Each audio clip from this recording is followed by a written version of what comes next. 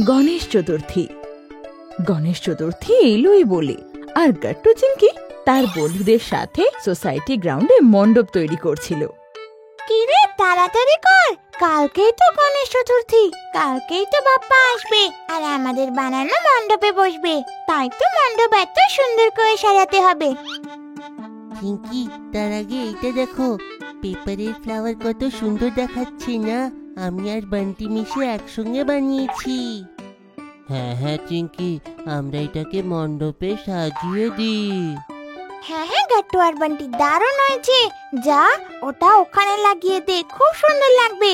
আরে চিংকি, কালকে আমাদের তাড়াতাড়ি এসে এখানে ফুলের রঙগুলিও বানাতে হবে। হ্যাঁ, কিন্তু তোমরা আলপনা এখন কেন বানিয়ে নিচ্ছ না চিংকি গুড্ডি? কারণ হারি, সকালবেলা হতে না হতে তো ফুল শুকিয়ে যাবে, আর আমরা বন্ধু গণেশকে কি শুকনো ফুল দিয়ে স্বাগত জানাবো? আমরা ওনার জন্য সকাল সকাল ফ্রেশ আর দারুণ গন্ধের ফুল আনবো, আর ওটা দিয়ে রঙ্গোলি বানাবো। হ্যাঁ, এটা তো খুব ভালো কথা চিংকি। চলো আমরা সবাই ঘরে যাই, এইখানের কাজ তো শেষ হয়ে গেছে। হ্যাঁ বন্ধুরা, বাড়ি চলো, আমি তো কালকের জন্য অপেক্ষা করছি। তারপর সব বাচ্চারা নিজের নিজের ঘরে চলে যায়। সকাল সকাল গাট্টু চিংকি তাড়াতাড়ি উঠে পড়ে আর বাবার সাথে গিয়ে দেখা করে। বাবা বাবা, তুমি ফ্রেশ ফুল নিয়ে এসেছো তো? বন্ধু গণেশ আসার আগে আমাদের এই ফুল দিয়ে মণ্ডপ সাজাতেও তো হবে। হ্যাঁ হ্যাঁ চিংকি, ওই দেখো টেবিলে রাখা আছে। থ্যাংক ইউ বাবা। ততক্ষণে সেখানে হরি, গুড্ডি আর বান্টিও চলে আসে। চল রে চিংকি, তাড়াতাড়ি চল, গণেশ বন্ধুর আসার সময় হয়ে গেছে, তাড়াতাড়ি কর। চিংকি আর গাট্টু ওদের বন্ধুদের সাথে যায় আর ক্লাব হাউসে সুন্দর ফুলের রঙ্গোলি বানায়। তখনই ওরা ঢোল, কাসর, ঘন্টার বাজার আওয়াজ পায়। ওই হই হই, মনে হচ্ছে ফ্রেন্ড গণেশ এসে গেছে, ঢোল বাজছে দেখো। হ্যাঁ রে গাট্টু, সত্যি। তখনই সেখানে সেক্রেটারি কাকু আর বাবা আসে। বাবা বাচ্চারা, খুব ভালো ডেকোরেশন হয়েছে, কিন্তু চলো বাইরে চলো, আমাদের গণপতি বাপ্পাকে আনতে হবে। সব বাচ্চারা খুশি হয়ে যায় আর বাবা আর কাকুর সাথে বাইরে যায়। বাইরে কিছু কাকু গণপতির বিশাল বড় মূর্তি বয়ে আনছিল আর জোরে জোরে ঢোল বাজছিল। গাট্টু চিংকি আর ওর বন্ধুরা ঢোলের আওয়াজে নাচতে লাগে। ওহো ওহো, Ganpati Bappa Morya, Ganpati Bappa Morya. Oh my friend Ganesha, तू रहना साथ हमेशा। ओ माय फ्रेंड गणेशा, तू रहना साथ हमेशा। খুব নাচানাচির পর সব সোসাইটির কাকুরা মিলে গণপতিকে মণ্ডপে বসায় আর তার আরতি করে। জয় গণেশ জয় গণেশ জয় গণেশ দেবা, মাতা জাতি পার্বতী পিতা মহাদেবা। আরতি হওয়ার পর সবাই প্রসাদ পায় আর প্রসাদ খেয়ে সবাই ক্লাব হাউস থেকে বেরিয়ে আসে। কিন্তু গাট্টু চিংকি আর ওদের বন্ধুরা সেই গণেশ বন্ধুর কাছেই বসে থাকে। বন্ধুরা, মণ্ডপে ডোনেশন বক্স রাখার আইডিয়াটা কিন্তু বেশ ছিল।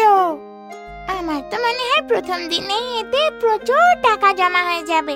হ্যাঁ চিংকি, যত বেশি পয়সা হবে খুব ভালো, আমরা সেই পয়সাগুলো নিয়ে পাশের এনজিওতে ডোনেট করে দেব, ওরা এই দিয়ে গরিব লোকেদেরকে হেল্প করবে।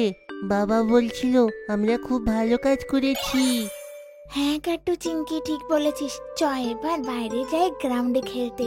হ্যাঁ গুড্ডি ঠিক বললো, চলো খেলতে যাই। সব বাইরে খেলতে চলে যায়।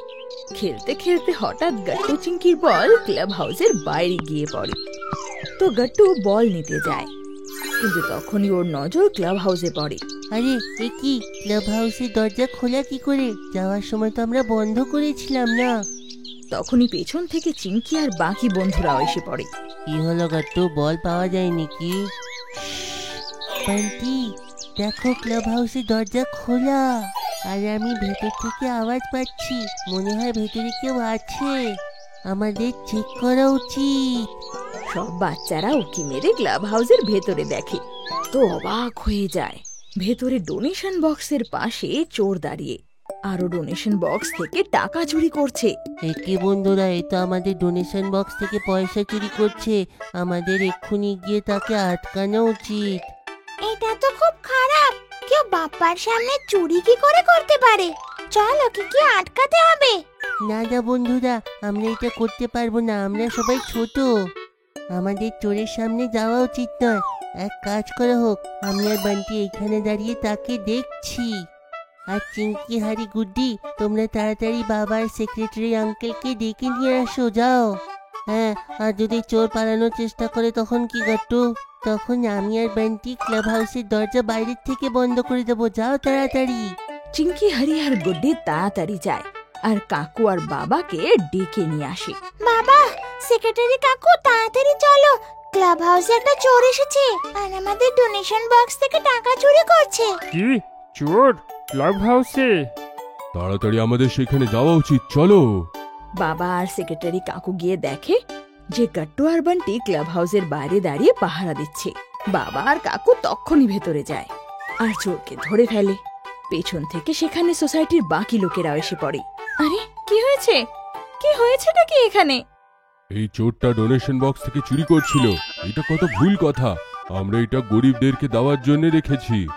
হ্যাঁ, বাচ্চারা না দেখলে সব পয়সা চুরি হয়ে যেত, পুলিশকে ডাকা উচিত।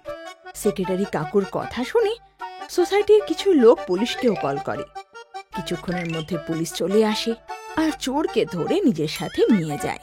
সাব্বাস বাচ্চারা, তোমরা সবাই খুব ভালো কাজ করেছো আর ডোনেশনের টাকা চুরির হাত থেকে বাঁচালে। থ্যাংক ইউ কাকু, এটা আমাদের ডিউটি। গাট্টু বাবা, খুব ভালো কাজ করলে যে তোমরা চোরের সামনে যাওনি আর আমাদের সাহায্যের জন্য ডাকলে। চোরের সামনে একলা যাওয়াটা বুদ্ধিমানী নয়। সব বাচ্চারা নিজের প্রশংসা শুনে খুশি হয়ে যায়। আর এই খুশিতে বাপ্পাকে ভোগ দেওয়ার জন্য যে সুস্বাদু মোদকটা আমি বানিয়েছিলাম, সেই প্রসাদ সবার প্রথমে গাট্টু, চিঙ্কি আর ওর বন্ধুরা পাবে। এটা শুনে তো সব বন্ধুরা আনন্দে লাফিয়ে ওঠে। মা ঘর থেকে মোদক নিয়ে আসে আর গণপতি বাপ্পাকে সবার আগে ভোগ দেয় আর তারপর সব বাচ্চাকে খেতে দেয়।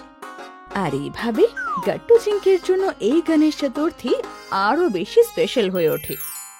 আপনাদের যদি আমাদের ভিডিও ভালো লেগে থাকে তো আমাদের ভিডিওকে লাইক করুন, কমেন্ট করুন আর সাবস্ক্রাইব করুন।